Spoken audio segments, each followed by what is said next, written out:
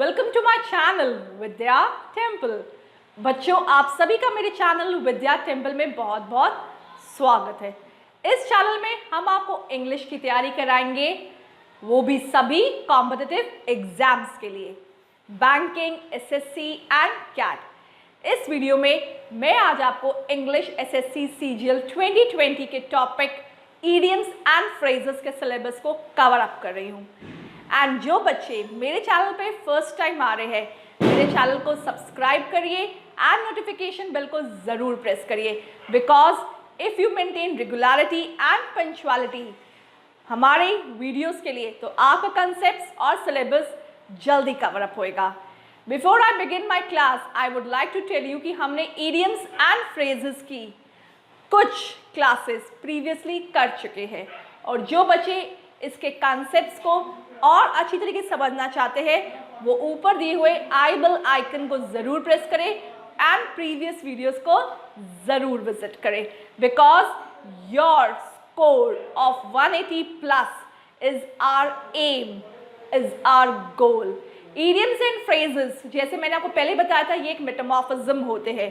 That means ये literally meanings होते हैं उन वर्ड्स के जो हम किसी दूसरे को बोलते तो हैं, but with respective to some और द अदर वे, हमारा रास्ता अलग हो जाता है बात करने का। किसी को मतलब कि हम किसी को कोई ताना भी अगर कस रहे हैं, तो हम उसमें या तो कोई ऑब्जेक्ट का यूज़ कर रहे हैं, उसको किसी के साथ सिमिलैरिटी करते हैं, उसकी तुलना करते हैं, कंपैरिजन होता है। And that is the way of talking, is way of conversing, कि हमने उसको रेफरेंस दे दी किसी चीज़ की, किसी के बारे में उसको बता दिया और हमारी बात का वो कंप्लीटेशन हो गया। डायरेक्ट वे ऑफ टॉकिंग में ना बोल के उसको इनडायरेक्टली वे में हम उसको रिप्रेजेंट करते हैं, रेफरेंस देते हैं। So first moving on to the examples के कंटिन्यूएशन के, और हम प्रैक्टिस करते हैं और आपके कॉन्सेप्ट्स को और भी क्लियर करते हैं। So the first example to do is, सबसे फर्स्ट एग्जाम्पल है अंडर हिज नोज। अब आप कहेंगे हर किसी के पास नोज तो होती है, और अंडर हिज नोज तो हर किसी के पास लिप्स आते हैं, पर ऐसा नहीं है। ये एक फ्रेज इडियम है जो एक मीनिंग बताता है कि हमने किसी के नाक के नीचे से, मतलब कि हमने वो काम कर दिया बट उसको पता नहीं चला। अंडर हिज नोज, इसको हिंदी में कहेंगे नाक के नीचे से निकल जाना, काम हो जाना, बट जो जिसके नाक के नीचे से निकल रहे उसको बिल्कुल भी पता नहीं चला, उसको बिल्कुल भी एक्नॉलेजमेंट नहीं हुई, उस बात की अवेयरनेस ही नहीं हो पाई, वो उसके बारे में जानकारी ही नहीं रख पाया। तो उसका मीनिंग क्या आएगा? Right in front of him.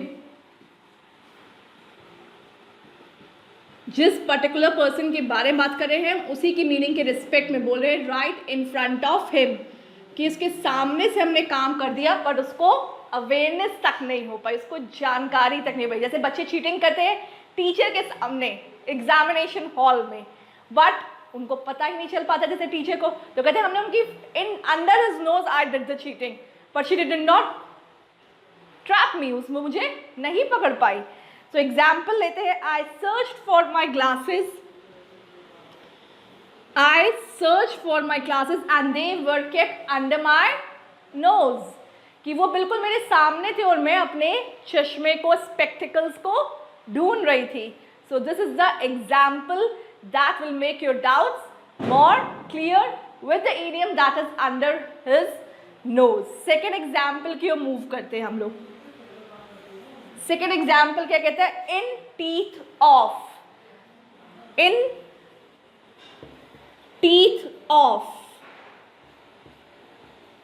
यहां पर दांतों की बात हो रही है। देखिए यहां पर नोज की बात हो रही थी, बॉडी ऑर्गन्स को रिस्पेक्टिवली यूज किया जा रहा है, रेफरेंस में यूज किया जा रहा है। इन टीथ ऑफ मतलब क्या होता है? इन spite of something,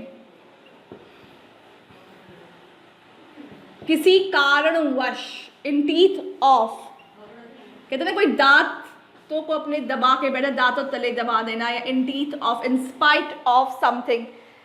the firm has expanded his building, firm ने अपनी बिल्डिंग, एक ऑर्गेनाइजेशन या कंपनी ने अपनी बिल्डिंग को एक्सपैंड किया। Instead in teeth of being in losses, मतलब कि लॉस में होने के बावजूद भी उसने कंस्ट्रक्शन के अपने काम को कंटिन्यू रखा। The firm expanded his building, उसने अपनी बिल्डिंग को एक्सपैंड किया, बड़ा किया। लॉसेस में है, ये मालूम है कि वो लॉसेस में, देन टू वो एक्सपेंशन कर रही है। थर्ड एग्जाम्पल की ओर मूव करते हैं हम लोग, एंड द थर्ड एग्जाम्पल है इसका to gird up the lions. यहां पर हम किसके ऊपर पहुंच गए? लायंस के ऊपर। To gird up the lions, What is this means? To gird up the loins, मतलब कि लॉयन की एक बहुत अच्छी स्पेशलिटी होती है। लॉयन को हम लोग क्या बोलते हैं? That he is known as the king of the jungle. Lion को हम लोग क्या बोलते हैं? King of the jungle. Why we say lion as the king of jungle? क्या वो बहुत ज्यादा वजन में ज्यादा होता है या वो हाइट में ज्यादा होता है? नो, ऐसा उसके अंदर कोई भी क्वालिटी नहीं है कि उसका वेट सबसे ज्यादा है या उसकी हाइट सबसे ज्यादा है, बट उसका attitude among all the animals of the जंगल सबसे ज्यादा है। उसका जो एटीट्यूड है जंगल में वो सबसे डिफरेंट है। That's why he is known as the king of the jungle. तो उसका एटीट्यूड जो है उसके बारे में बात कर रहे हैं। एंड टू गर्ड मतलब कि उसके पोटेंशियल्स को, to gird up the lion's मतलब कि अपने हर एक काम को पूरी क्षमता से करना, मतलब कि पूरी मेहनत, to do the work with complete hard work. पूरा कहते ना, साम दाम दंड भेद, सब चीजों को लगा देना अपने लक्ष्य को अचीव करने के लिए, अपने टारगेट को अचीव करने के लिए। To gird up the lines means to do your best, to coordinate your hard work, okay, to prepare for hard work, to prepare for hard work। अपने हार्ड वर्क को एक साथ कंबाइन कर देना। प्रिपेयर की जगह आप कंबाइन भी कर सकते हैं या कंपाइल भी कर सकते हैं। Any word you can which you feel suitable या इजिली आपको लगता है कि आप लर्न आउट करें and you can use it, तो आप इन तीनों वर्ड्स की जगह कोई भी यूज कर सकते हैं। कंबाइन करना, कंपाइल करना या पोटेंशियल्स को अपने एक साथ कंपाइल करना। आप हार्डवर्क की जगह पोटेंशियल्स को भी यूज आप कर सकते हैं। पोटेंशियल्स को यूज करना अपने, या अपने बेस्ट ऑफ देना, बेस्ट ऑफ देना, किसी चीज का बेस्ट देना, to give up your best. So what is the example? I am grinding up the lions for my exams. Because आप सब बच्चे हार्ड वर्क कर रहे हो, तो दिस मीन्स आपके लिए ये फ्रेज, ये इडियम बहुत सुटेबल हो रहा है। क्यों? बिकॉज आप लोग रोज इसके लिए काम कर रहे हो, रोज इसके लिए डेली बेसिस पे अपने रिविजन्स कर रहे हो, अपने चैप्टर्स को प्रिपेयर कर रहे हो, अपने कॉन्सेप्ट्स को क्लियर कर रहे हो, एंड मोर ओवर मेरी वीडियोस को वॉच कर रहे हो। So what's the example? Example is related to you only. That what is that? I gird up the loins for preparing my exams, for achieving my goals, for completion of my exams. आप उसको भी बोल सकते हो। ये 3 examples आप note down करो because they will be very useful to you and keep it handy with your register. बच्चे बता रहे हैं कि उनके रजिस्टर्स फिलअप हो रहे हैं idioms and phrases से। तो बच्चों अभी तो बहुत कुछ दिमाग में भी फीड अप करना है एंड डेली बेसिस पे आपको इसको क्या करना है? विजिट करना है, नोटिफिकेशन बेल को प्रेस करना है, नोट डाउन करिए और आगे के एग्जाम्पल्स हम आपको बताते हैं। Let's move on to the next example of idioms and phrases and understand more of them. So the fourth example is argued eyes. What it is? Argued eyes. इनका मतलब क्या होता है? आर्ग्यू का मतलब होता है किसी से हमें बहसबाजी करना, या हम किसी के तर्क वितर्क में आते हैं, या किसी से इस तरीके से बात करते हैं कि वो उसको अच्छा नहीं लगता। आर्ग्यूमेंट करना किसी से। आर्ग्यूड आइज मतलब कि यहाँ पर एक आइज पे बात आ रही है, तो आइज पे ये बात ध्यान रखिए कि वो कोई चीज ऐसी है जिसमें हमें देखना है। अ कीन ऑब्जर्वर मतलब कि कोई हमको देख रहा है, कीन ऑब्जर्वेंट है यहाँ पर, कोई हमको ऑब्जर्व कर रहा है, सुपरवाइज कर रहा है, कीन ऑब्जर्वर, मतलब कि किसी की आंख के आगे से हम कोई चीज चूक नहीं सकती है, वो बहुत ज्यादा ध्यान पूर्वक देख रहा है। तो यहां पर आर्ग्यूज आई का मतलब क्या हो गया, keen observer, a person who is supervising very minutely, हर एक बारीक से बारीक चीज को वो देख रहा है, कीन ऑब्जर्वर उसको बोलते हैं। सो सेंटेंस के मूव ऑन करते हैं। It is very difficult to move out from the argus eyes of an invigilator. Invigilator कौन होते हैं? जो हमारे एग्जाम्स में आते हैं, जो हमको एग्जामिन करते हैं। एग्जामिन इन अ सेंस हमारे पर अपनी आर्ग्यूज आइड रखते हैं, इन अ सेंस कि हम पे वो ऑब्जर्व करते हैं कि what the students are doing. Invigilator are the persons who come into the exams, जैसे कि टीचर्स होती है जो इन्विजिलेट करती है, मतलब कि जो हमारे एग्जाम्स में हमको हर चीज प्रोवाइड करवाती है।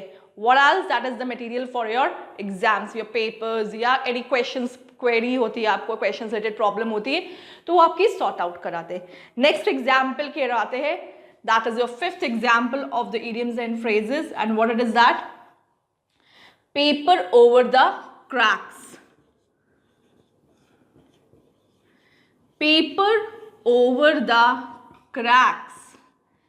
Cracks का मतलब होता है कोई चीज टूट जाती है, किसी जमीन पे, पीस ऑफ अ लैंड पे दरारें पड़ जाती हैं, या किसी वॉल पे क्रैक्स पड़ जाते हैं जो कि हम ऑब्जर्व करते हैं। These are known as cracks, की पार्टीशन कर जाते हैं।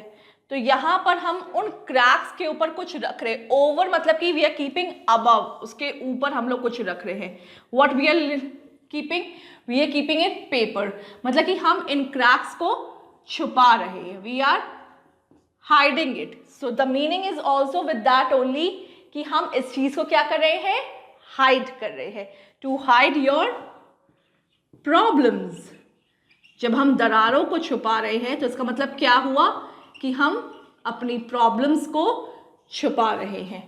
To hide the problems is the meaning to the word paper over the cracks. Okay. So what will be the sentence? इसको हम लोग एग्जाम्पल के रूप में कैसे लेंगे, अपनी डे टू डे लाइफ में कैसे इसको इनकलकेट करेंगे।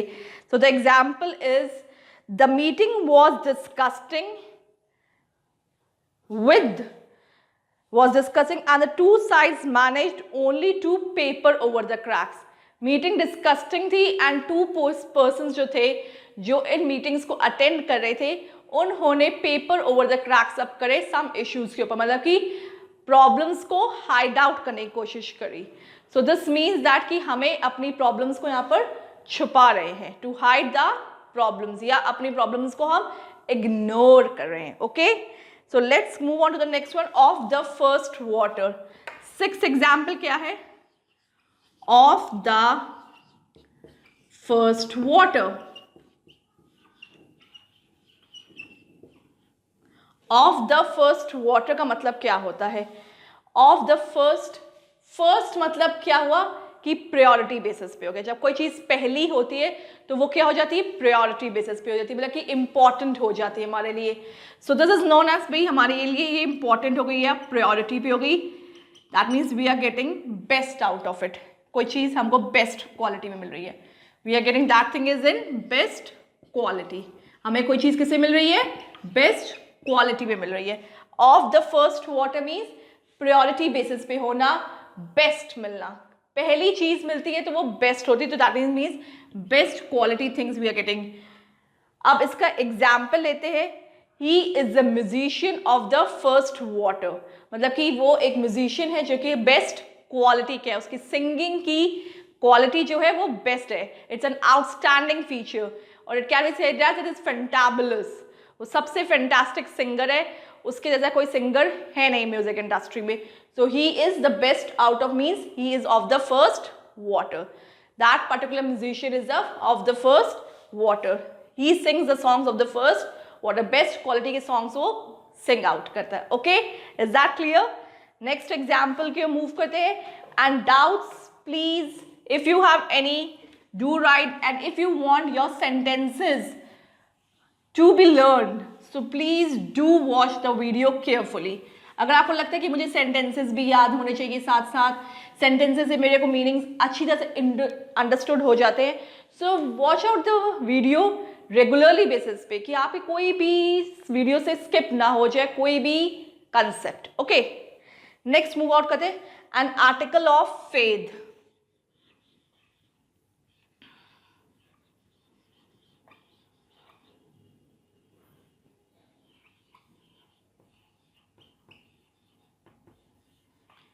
एन आर्टिकल ऑफ फेथ, यहां पर हमारा एग्जाम्पल क्या हो गया? N article of faith. Faith का मतलब क्या होता है? कोई चीज हमारी विश्वास के लिए हो गई है, बहुत ज्यादा जिसपे हमें भरोसा हो. और यहां पर एन आर्टिकल ऑफ फेथ, यहां पर रेफरेंस हो रहा है आर्टिकल का फेथ के साथ, मतलब कि टू हेल्ड इट बिलीफ, किसी चीज पे स्ट्रॉन्ग बिलीफ होना, स्ट्रॉन्ग बिलीफ, या to hold it firmly.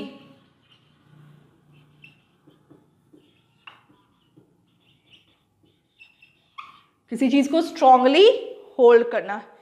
Humans in bad times have an article of faith in God. Human beings अपने बुरे समय के दौर पे बहुत भरोसा, विश्वास किस पे रखते हैं? गॉड के ऊपर. So human beings have an article of faith in their bad times. So I just manipulated the sentence, but the meaning was same, that have a strong belief to hold it firmly. किसी चीज के ऊपर परिपूर्णता से विश्वास रखिए, किसी चीज को विश्वास की लेवल जो हम कह रहे हैं पे स्ट्रॉन्ग बिलीफ जिसको कहते हैं, that means you have with your parents, आप स्ट्रॉन्ग बिलीफ रखते हो to hold it firmly, a bond of having coordination, an article of faith आ जाएगा. नेक्स्ट मूव करते हैं एग्जाम्पल की ओर. To be on cloud rain.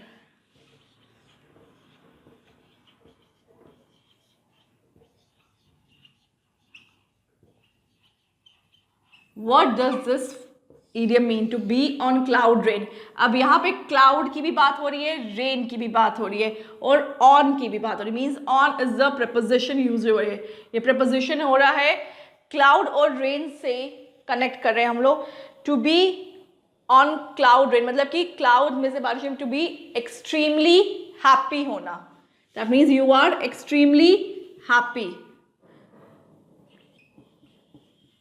कहते हैं आसमां के ऊपर, आज मैं ऊपर जो गाना है वो इसी बेसिस पे आ रहा है आपका, कि एक्सट्रीमली ऊपर, आसमान नीचे. तो आज आसमान के ऊपर जब बारिश हो रही है तो means you are very extremely happy.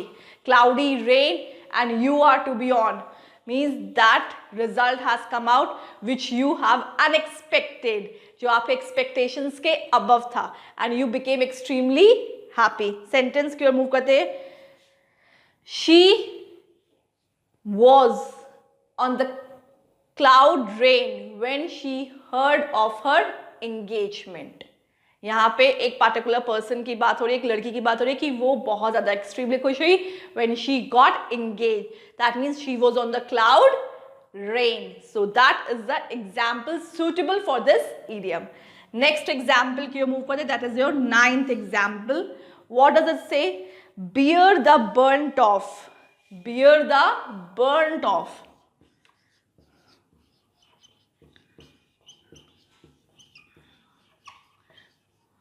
Burn का मतलब क्या होता है? जलना. बियर करना मतलब किसी चीज को हम बर्दाश्त कर रहे हैं. We are having a patience to bear this. Burn of किसी की जलन को या शॉक को या कोई हादसे को.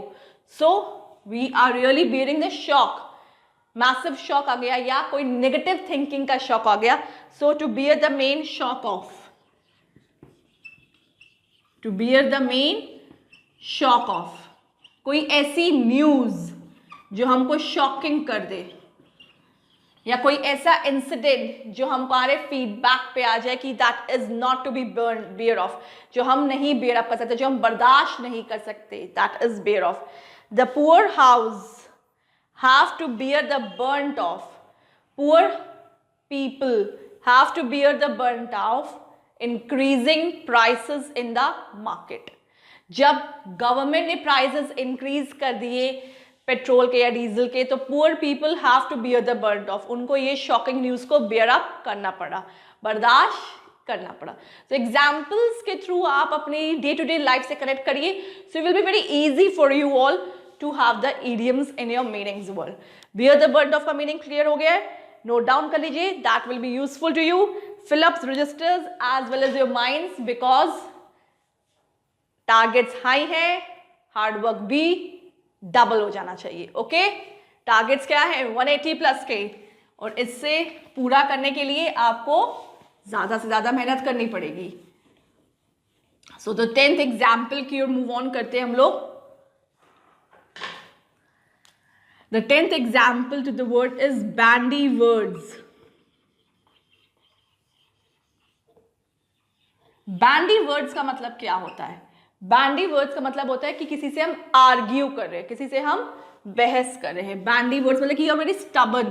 बैंडी मीन्स मतलब कि बैंड की प्रॉपर्टी क्या होती है, वो सारी साइड से क्या होता है, क्लोज्ड ऑन होता है, अपनी बात का पक्का होना। आर्ग्यू तभी आप कर सकते हैं जब आप किसी अपनी बात पे बिल्कुल फिक्स्ड ऑन हो जाए। आर्ग्यू ऑफ, टू आर्ग्यू या argue off. Band means a very feisty चीज, जिसको कहते हैं बैंड ऑन करना। बैंडी वर्ड्स, तो हम लोग आर्ग्यूमेंट वाले वर्ड्स बोल रहे हैं यहाँ पर।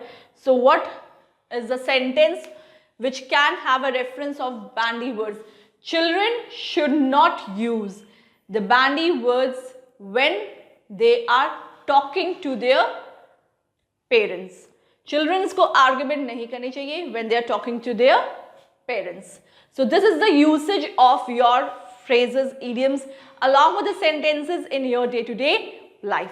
अपने आसपास की दुनिया से इसको लिंक अप करिए। मीनिंग्स जब आ जाते हैं तो वर्ड्स का यूसेज भी पता चल जाता है, कैसे हमें इडियम्स को यूज्ड अप करना है। A very big thank you to everyone जो मेरी वीडियो को एंड तक देखते रहे और अपनी वोकैबुलरी को इंक्रीज कर रहे हैं, अपने इडियम्स के सेशंस को और बढ़ा रहे हैं, लर्न आउट कर रहे हैं।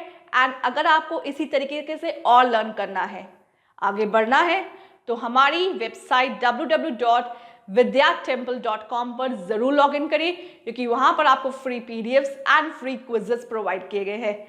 And before moving out of this video को लाइक करिए, चैनल को सब्सक्राइब करिए एंड नोटिफिकेशन बेल को जरूर प्रेस करिए, बिकॉज आपको नोटिफिकेशंस किसकी मिलती रहेगी, अपडेट्स की, about what, about your English concepts. Okay, thank you.